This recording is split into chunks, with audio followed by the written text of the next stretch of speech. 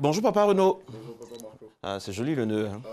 Ah merci. Il est beau aussi. Ah ouais, merci. Ok, ouais, non, mais attends, qui va se négliger hein, papa ou pas papa hein. Papa un jour, papa. Toujours.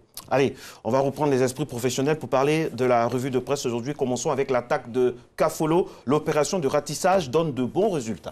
Oui, bonjour à tous. L'armée frappe fort. 27 individus interpellés. La logistique des terroristes détruite. Du matériel de communication saisi. C'est ce que Barassa une l'expression pour parler de l'opération de ratissage menée par l'armée ivoirienne dans le parc national de la Comoé ainsi que dans la zone de Kafolo depuis 6 jours.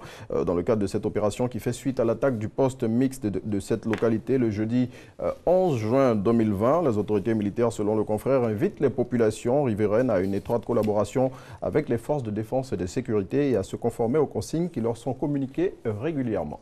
Et puis la Côte d'Ivoire encore sous le choc de cet éboulement qui fait plusieurs victimes du côté d'Anyama dans la périphérie d'Abidjan. 13 morts, 3 blessés, dont 2 évacués à l'hôpital général d'Anyama et plusieurs portés disparus. C'est le bilan provisoire de l'éboulement occasionné par les fortes pluies qui se sont abattues dans la nuit du 17 au 18 juin 2020 sur la cité de la Kola. Fraternité Matin qui s'est rendue sur les lieux raconte le drame.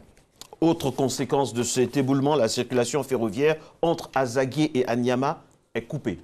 Le drame survenu à Anyama hier a touché la voie ferrée qui relie cette commune à la ville d'Azagué. La Société internationale de transport africain par rail Citarail, qui est le concessionnaire du chemin de fer ivoiro-burkinabé depuis 1994, a déployé ses équipes techniques sur le terrain pour restaurer dans les meilleurs délais les 50 mètres de voies endommagées.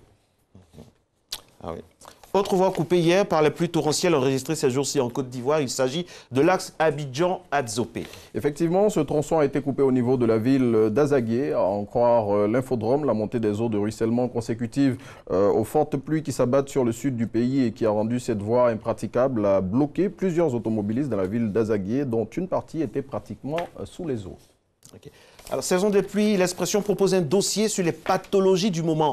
Oui, le confrère, à travers cette enquête, invite les populations à faire attention à ces maladies dont la saison des pluies fait le lit. Il s'agit notamment de la fièvre typhoïde et le confrère, dans son papier, donne des conseils pour les éviter et invite surtout les populations à ne pas laisser les enfants jouer dehors en cette forte période de pluie.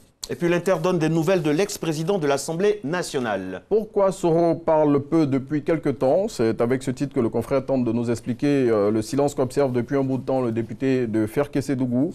Eh bien, selon quelques pistes que donne le quotidien qui va au-delà de l'info, le mutisme actuel de l'ex-premier ministre serait lié à des tractations en cours actuellement entre lui et les autorités ivoiriennes. Plus de précisions dans l'Inter. SOS pour la fête des pères. C'est le cri d'alarme que lance Biche à sa une de cette semaine avec cette image qui, vous le voyez, se passe de commentaires.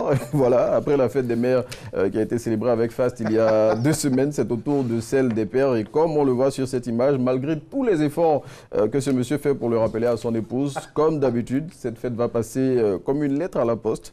Donc, ce qui nous reste à faire, c'est de se souhaiter bonne fête. Père, oui. Bonne fête des pères, Marco. Emmène-nous nos papillons. Bonne fête, papa Renaud. Papa, un jour. Papa, toujours bonne fête à tous les pères de la RTI, à ceux de la Côte d'Ivoire et partant à ceux du monde entier. Papa du monde entier, unissons-nous.